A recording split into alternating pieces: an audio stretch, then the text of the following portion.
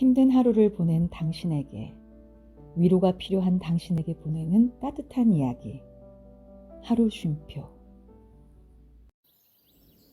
내겐 특별한 할머니. 저는 대학생 시절 복지관에 있는 경로 식당에서 자원봉사를 자주 했는데, 그러다 보니 저도 어르신들도 만날 때마다 서로 반갑게 인사를 나누곤 했습니다. 오늘은 왜 이렇게 늦었어? 그 중에 연세가 많으신 할머니 한 분이 계셨는데, 제가 외국에 있는 손주와 많이 닮았다면서 항상 따뜻하게 손을 잡아주셨습니다. 그런데 그 할머니께서 한동안 식당에 오시질 않아 걱정이 되어서 주변 다른 어르신께 사정을 여쭤봤습니다. 요즘 밥맛이 없다면서 함께 가자고 해도 도통 오지를 않네. 마음속으로 계속 걱정을 하고 있었는데 어느 날 할머니께서 다시 식당에 오셨습니다. 어찌나 반갑던지 제가 먼저 할머니께 다가가 손을 잡아드렸습니다. 할머니는 몇 년 전에 발병한 중풍 후유증으로 한동안 몸이 안 좋아져 못 나오게 되셨다면서 이제 괜찮다고 하셨습니다. 손주가 너무 보고 싶어서 왔어. 저를 보고 활짝 웃으시는 할머니의 미소를 보니 그제야 마음이 놓였습니다. 어느새 저도 할머니와 가족처럼 정이 들었나 봅니다.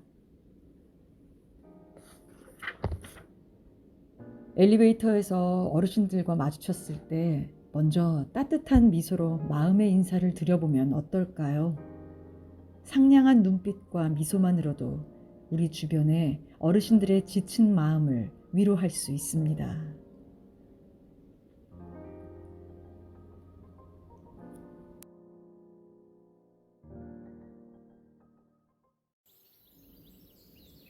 롤러코스터 인생. 한 어부가 살고 있었습니다. 어부에게는 아내와 2명의 아들이 있었습니다. 그는 자신을 이어 2 아들도 성인이 되면 모두 어부가 되길 바랄 만큼 어부라는 직업에 자부심이 있었습니다. 어느 날 어부는 화창한 날씨에 2 아들을 데리고 바다에 나갔습니다. 2 아들에게 자신의 물고기잡이 솜씨를 뽐낼 작정이었습니다. 아내가 정성껏 싸준 도시락까지 챙겨 기분 좋게 항해를 시작했는데 오후가 되자 맑았던 날씨가 음산해지기 시작했습니다. 그러더니 이내 바람이 불고 폭풍과 함께 장대비가 쏟아지기 시작했습니다. 삼부자가 탄 조그만 배는 쉴 새 없이 곤두박질 쳤습니다. 밤이 되도록 맹렬한 파도에 도무지 방향을 잡을 수 없었습니다.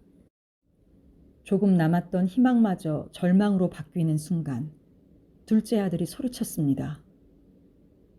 아버지, 저쪽에 불기둥이 보여요. 우리는 살았어요. 삼부자는 다시 희망을 부여잡고 필사의 힘을 다해 불길 쪽으로 노를 저었습니다.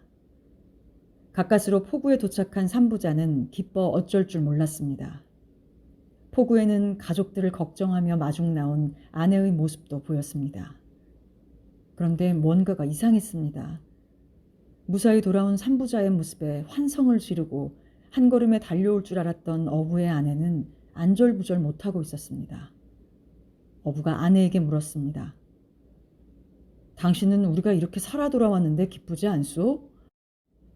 남편의 말에 아내는 울먹이며 말했습니다.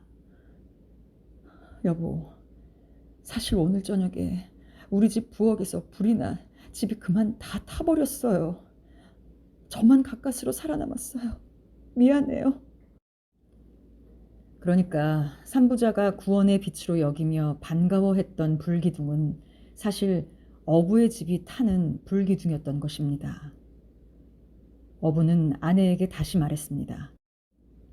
우리는 폭풍 후에 방향을 잡지 못해 난파 직전에 있었소. 그런데 저 멀리 불기둥을 보고 살아온 것이오.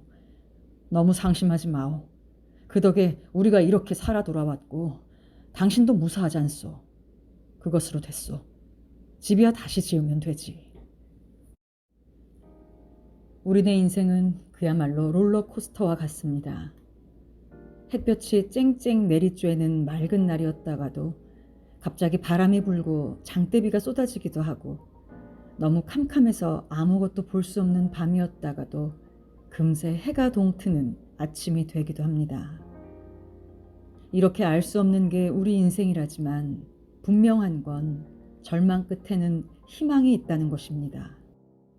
그러니 절대 포기하거나 좌절하지 마세요. 다시 일어서면 그만입니다.